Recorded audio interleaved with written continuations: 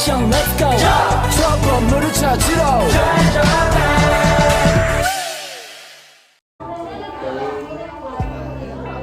Assalamualaikum warahmatullahi wabarakatuh.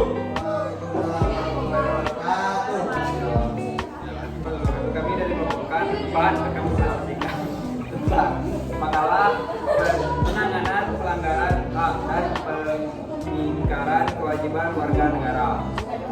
Baiklah, materi pertama akan dibacakan oleh Sukma Husaini.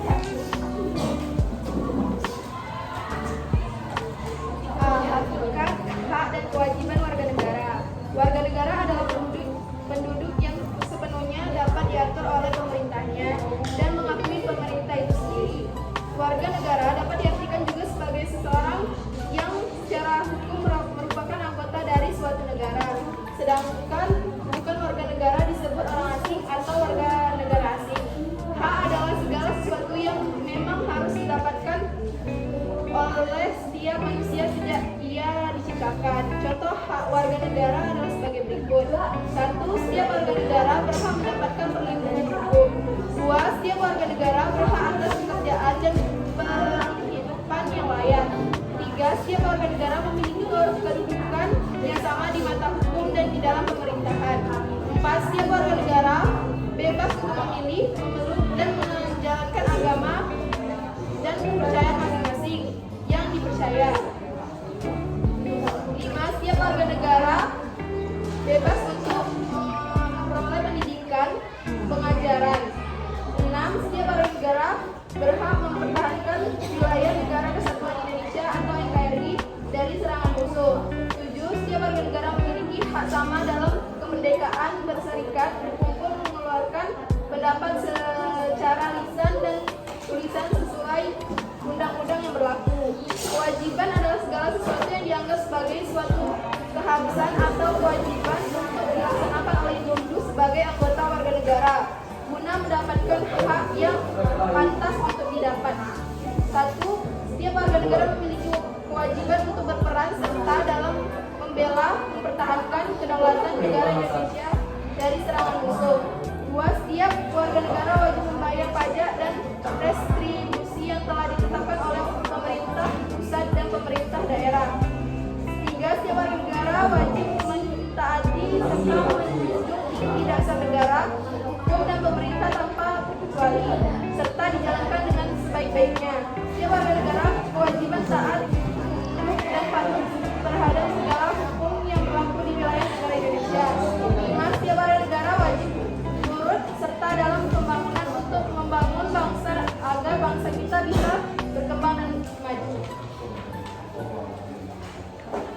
Baiklah, saya Wulan Rahayu akan melanjutkan materi yang dibacakan oleh B. Kasus pelanggaran hak dan pengingkaran kewajiban warga negara. Pelanggaran hak warga negara terjadi ketika warga negara tidak dapat menikmati atau memperoleh haknya sebagai mana mestinya yang ditetapkan oleh undang-undang. Pelanggaran hak warga negara merupakan akibat dari terjadinya kelalaian atau pengingkaran terhadap kewajiban, baik yang dilakukan oleh pemerintah maupun oleh warga negara sendiri. Misalnya, kemiskinan yang masih menimpa sebagian masyarakat Indonesia. Penyebabnya dapat berasal dari pemerintah ketika program pembangunan tidak jadi sebagaimana mestinya, atau dapat juga disebabkan oleh perilaku warga negara sendiri yang malas untuk bekerja atau tidak mempunyai keterampilan sehingga mereka hidup di garis kemiskinan. Pelanggaran hak dan pengingkaran kewajiban negara diantaranya sebab oleh faktor-faktor berikut. A. Sikap egois atau terlalu mementingkan diri sendiri. Sikap ini akan menyebabkan seseorang untuk selalu menuntut haknya, sementara kewajibannya sering diabaikan. Seseorang yang mempunyai sikap seperti ini akan menghalalkan segala cara agar haknya dapat dipenuhi, meskipun caranya tersebut dapat melanggar hak orang lain. B.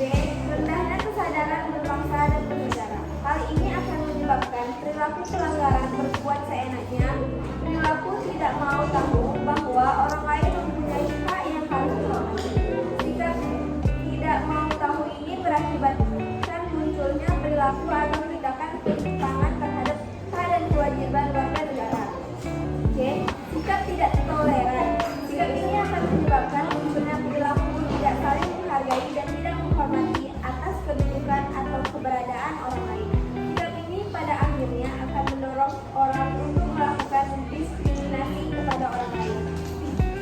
Penyalahgunaan kekuasaan. Di dalam masyarakat terdapat banyak kekuasaan yang berlaku. Kekuasaan di sini tidak hanya menunjukkan pada kekuasaan pemerintah, tetapi juga bentuk-bentuk kekuasaan lain yang dapat dalam masyarakat. Salah satu contohnya adalah kekuasaan di dalam perusahaan. Para pengusaha yang tidak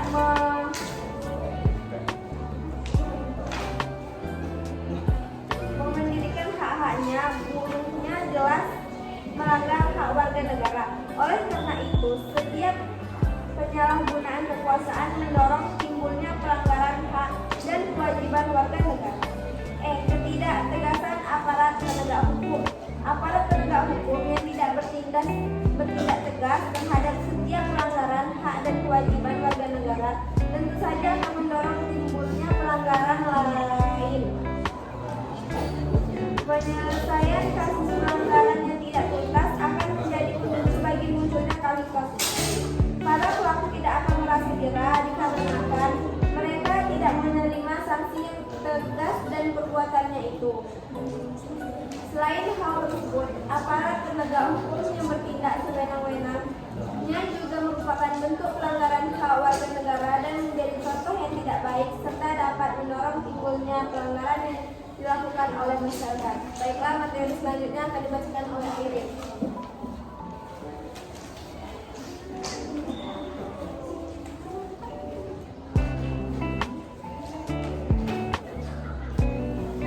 Penyalahgunaan teknologi. Kemajuan teknologi dapat memberikan pengaruh yang positif, tetapi dapat juga memberikan pengaruh yang negatif. Bahkan dapat memicu timbulnya kejahatan. Kalian dalam dunia sosial. Kasus tersebut menjadi bukti apabila kemajuan teknologi tidak dimanfaatkan untuk hal-hal yang sesuai warga negara. Selain itu juga kemajuan teknologi dalam bidang produksi ternyata dapat mengakibatkan terganggunya kesehatan manusia. C. Upaya penanganan pelanggaran hak dan penyesalan kewajiban warga negara. Mencegah lebih baik daripada mengobati.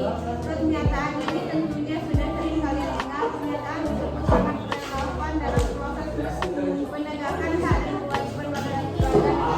Tindakan terbaik dalam menegakkan hak dan kewajiban warga negara adalah mencegah munculnya semua faktor penyebab pelanggaran hak dan peningkaran kewajiban warga negara. Apabila faktor penyebabnya tidak manual, pelanggaran hak dan peningkaran kewajiban warga negara dapat diminimalisir atau bahkan dihilangkan. Berikut ini upaya pencegahan yang dapat dilakukan untuk mengatasi berbagai kasus pelanggaran hak dan peningkaran kewajiban warga negara.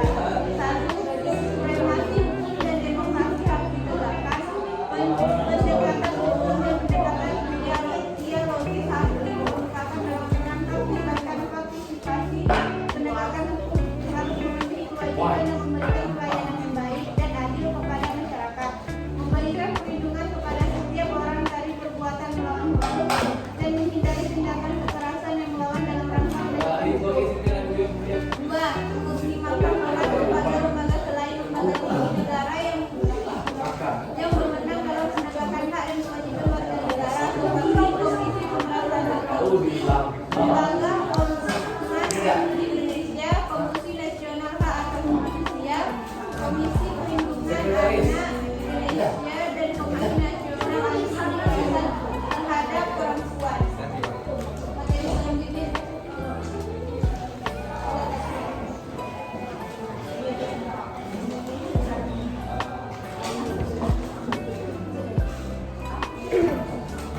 Tiga, meningkatnya kualitas pelayanan publik untuk mencegah terjadinya berbagai bentuk pelanggaran hak dan peningkatan kewajiban warga negara oleh pemerintah. 4. Meningkatkan pengawasan dari masyarakat dan lembaga-lembaga politik terhadap setiap upaya penegasan hak dan kewajiban warga negara. 5. Meningkatkan penyebarluasan prinsip-prinsip kesadaran bernegara kepada masyarakat melalui lembaga pendidikan formal, sekolah atau perguruan tinggi maupun non-formal, kegiatan-kegiatan keagamaan dan kursus. 6. Meningkatkan profesionalisme lembaga keagamaan dan pertahanan negara. 7. Meningkatkan kerjasama yang harmonis antar kelompok atau golongan dalam masyarakat agar mampu saling memahami dan menghormati keyakinan dan pendapat masing-masing. Selain melakukan upaya pencegahan, pemerintah juga menangani berbagai kasus yang terjadi. Tindakan penanganan dilakukan oleh lembaga-lembaga negara yang mempunyai fungsi utama untuk menegakkan hukum seperti berikut. 1. Kepolisian melakukan penegakan terhadap kasus-kasus yang berkaitan dengan pelanggaran terhadap hak warga negara untuk mendapat rasa aman, seperti penangkapan pelaku tindakan pidana umum.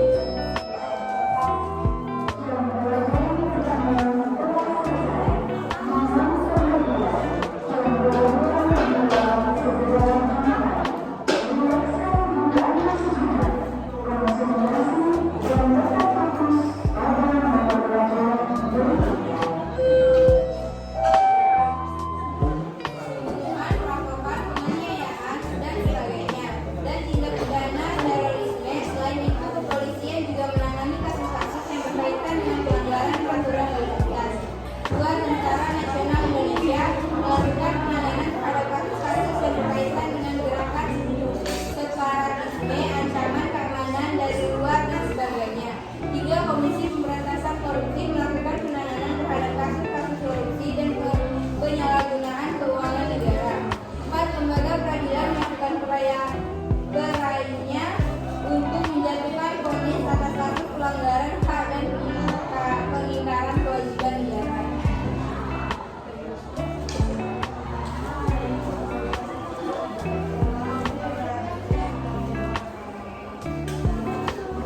Pak Menteri itu ada seperti disampaikan, jadi pertanyaan dibuka.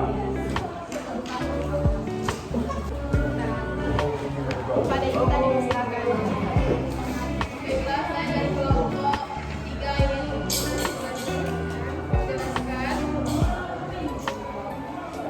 Menurut kalian, mengapa masih banyak kasus-kasus? Mengapa masih banyak kasus pelanggaran dan kewajiban pengingkaran kewajiban negara?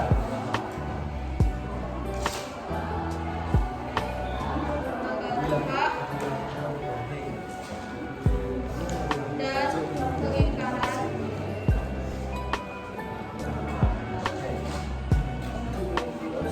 kewajiban warga negara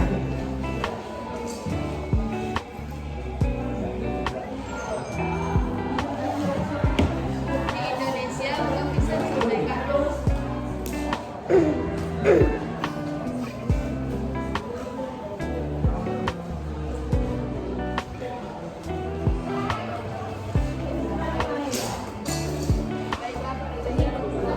Baiklah, saya Zahira Nisa Ramadhani dari kelompok 1 ingin bertanya. Coba berikan contoh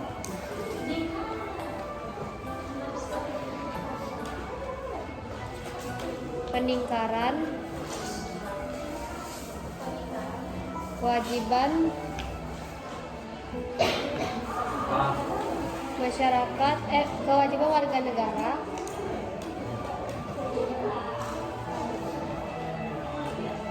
yang kita temui di sekitar.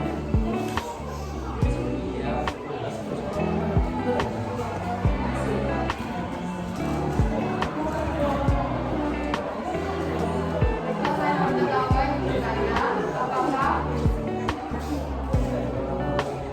tugas dan wewenang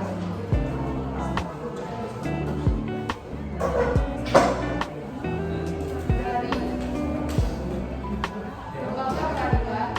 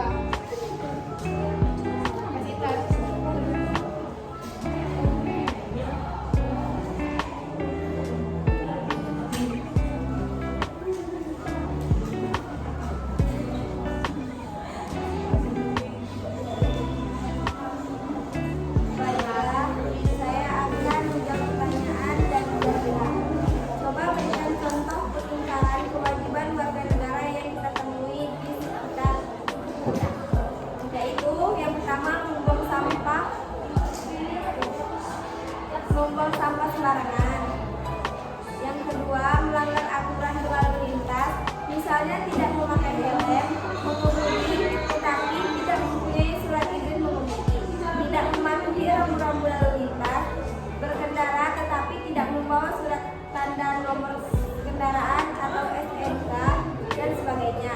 Yang ketiga, merusak fasilitas negara, misalnya mencoret-coret bangunan milik umum, merusak jaringan telepon. Yang keempat, tidak membayar pajak kepada negara seperti pajak bumi dan bangunan, pajak kendaraan bermotor, retribusi parkir dan sebagainya. Yang kelima, tidak berpartisipasi dalam usaha pertahanan dan keamanan negara, misalnya mangkir dalam kegiatan Siskampling.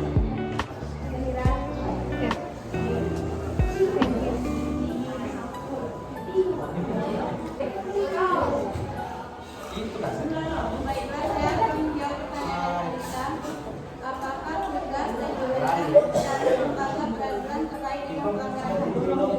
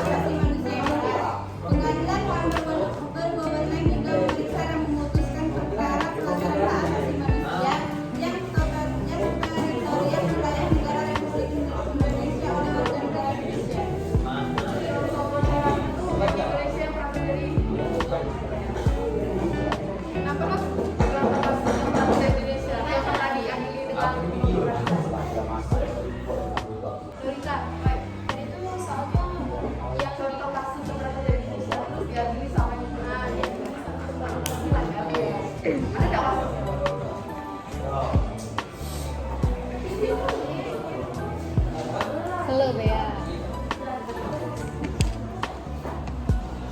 Baiklah, contoh kasus yang pernah terjadi di Indonesia yang diadili oleh peradilan adalah ada 15 pelanggaran HAM berat yang ditangani oleh peradilan.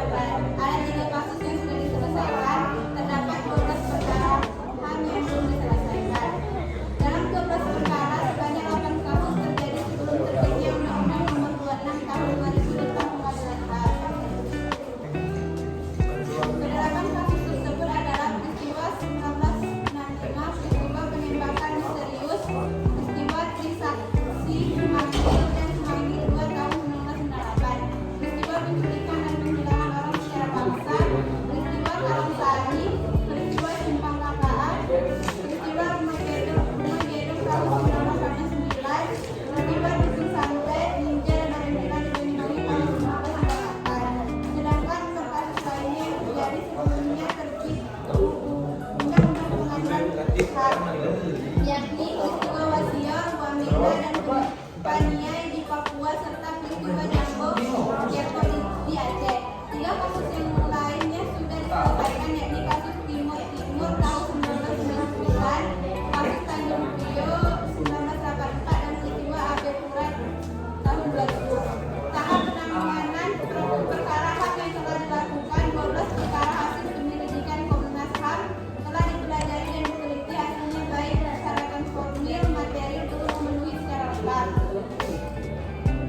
Harapan publik agar sosok lembaga peradilan baru jangan lagi dari kalangan parpol dipenuhi Presiden Jokowi dengan menempatkan jaksa tarik Sanitiar Burhanuddin, tapi belakangan santer di KST Burhanuddin adalah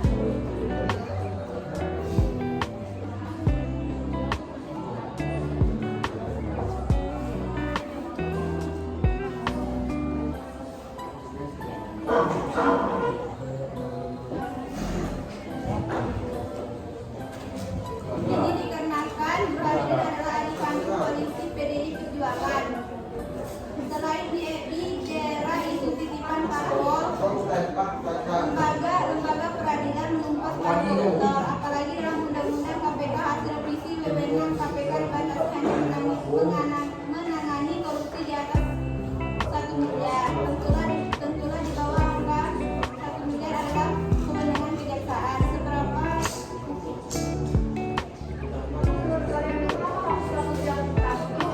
sampai sekarang belum selesai.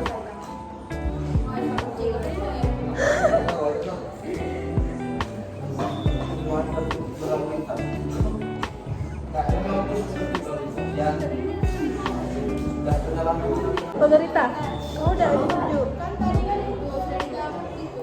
Kelompok satu.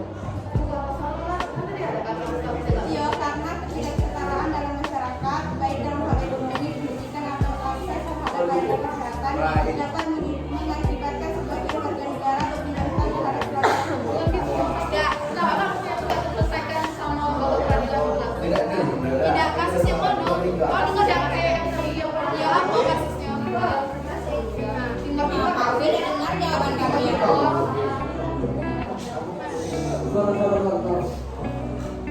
Nanya jawaban kamu mengapa? Jawabannya banyak.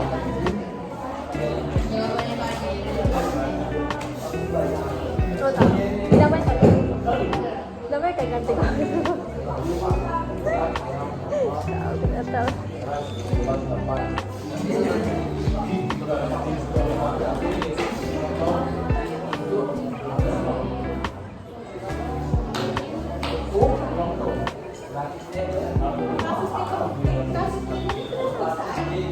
Tiga kasus lainnya kan tiga kasus lainnya yang sudah selesai, yang ini kasus Timur 1969, kasus Tanjung Priok 1964, dan peristiwa AB Pura 2000.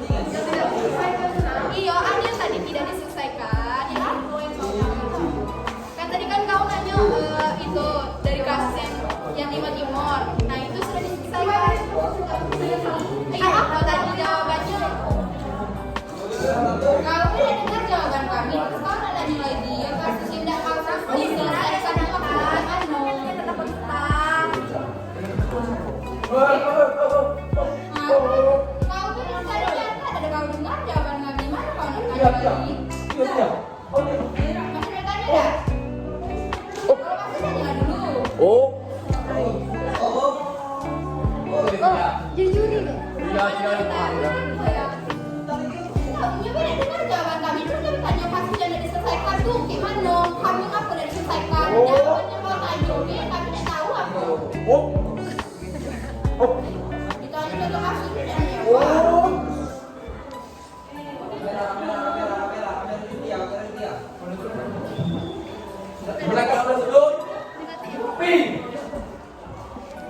Tidak. Masih ada Nor. Ayolah. Kalian masih ada nanya. Kan tadi pertanyaan Norita. Apa iyo? Taruh kamera belakang kok. Baiklah, sedikit pertanyaan kedua akan dibuka. Ada nanya dah? Gak ada. Ada lagi. Hai.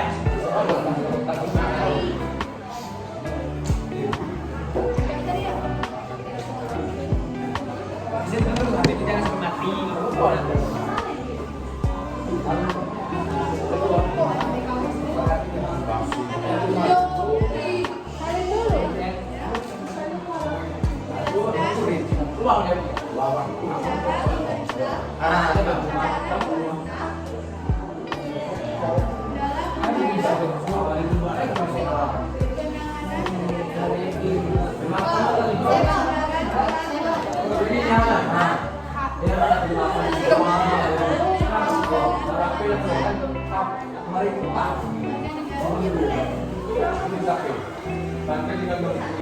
Faktor penyebab.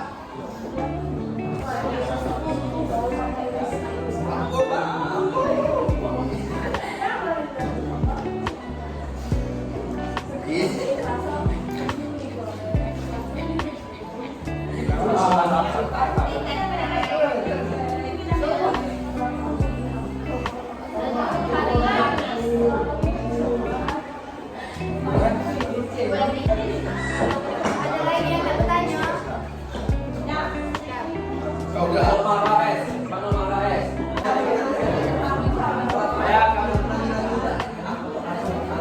Saya akan menjawab yang dari Saskia. Nomor 3. Jelaskan cara pemerintah dalam pembelian. Jelaskan cara pemerintah dalam upaya penanganan terhadap pelanggaran hak dan pengingkaran. Bang Gusto jadi aktif dong. Bang. 7. Upaya pemerintah dalam menyelesaikan pelanggaran hak dan pengingkaran kewajiban. 1. Penegakan supremasi hukum dan demokrasi. 2. Mengoptimalkan peran lembaga. 3. Meningkatkan kualitas pelayanan. 4. Meningkatkan pengawasan. 5. Meningkatkan profesionalisme. 6. Meningkatkan kerjasama. 7. Meluaskan prinsip kesadaran bernegara.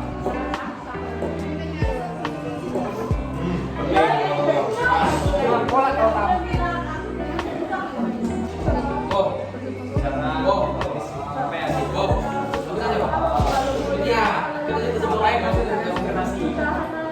Secara etimologis, kata supremasi berasal dari kata supremasi yang berakar dan kata supreme artinya adalah high in range or highest rank atau berada pada tingkatan tertinggi.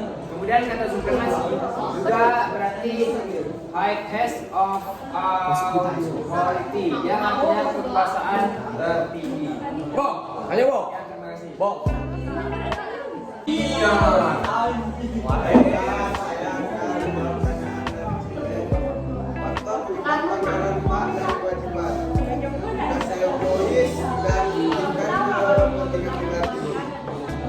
Kurangnya rasa empati terhadap orang lain, hendaknya saudara suatu kewajiban. Karena terhadap sama, hendaknya saudara berbangsa dan bernegara bukan peraturan yang enggak tegas. Tak ada dorongan yang sadar pembakaran, kurangnya pengetahuan dalam penggunaan teknologi. Betul. Yang menjaga apabila betul. Penutupan. Kesimpulan. Penetapan hak warga negara adalah hak mutlak yang harus mendapat perhatian khusus dari negara sebagai jaminan junjung tingginya sila kelima, yaitu keadilan sosial bagi rakyat Indonesia. Pengakuan hak sebagai warga negara Indonesia dalam konsepnya mendorong terciptanya suatu masyarakat yang tertata baik. Namun, dalam praktik atau kenyataan hak warga negara justru hanya dijadikan sebagai pemerintah untuk menarik simpati warga negara dan diajak untuk bermimpi bisa mendapatkan pengakuan akan hak-hak tersebut secara utuh. Misalnya saja hak warga negara untuk mendapatkan kehidupan yang layak. Sekian, terima kasih. Dia akan kita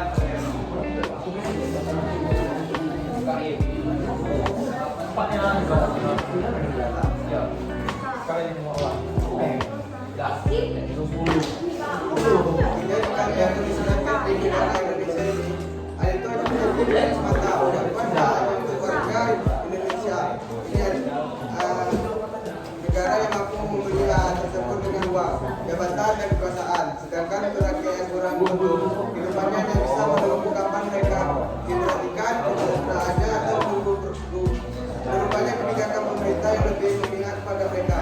Negara akan dapat berjalan dengan baik bila warga negaranya mendukung. Ada beberapa hal yang merupakan kewajiban dari warga negara dan sebaliknya ada beberapa hal yang menjadi kewajiban dari negara.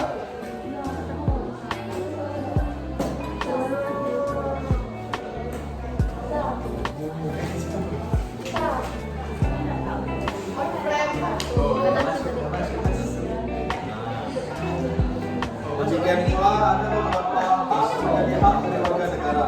Penjaminan hak dan kewajiban antara negara dan warga negara terdapat dalam konstitusi negara.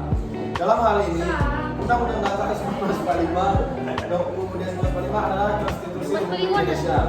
Kehidupan negara akan berjalan dengan baik, harmonis dan stabil bila antara negara dan warga negara mengetahui hak dan kewajiban secara tepat dan profesional. Perlu disadari bahwa pelaksanaan adalah berkaitan dengan kewajiban. Kedua-duanya harus seimbang dan serasi serta selaras. Penentukan hak oleh negara dan juga warga negara harus berimbang dan dengan kewajibannya.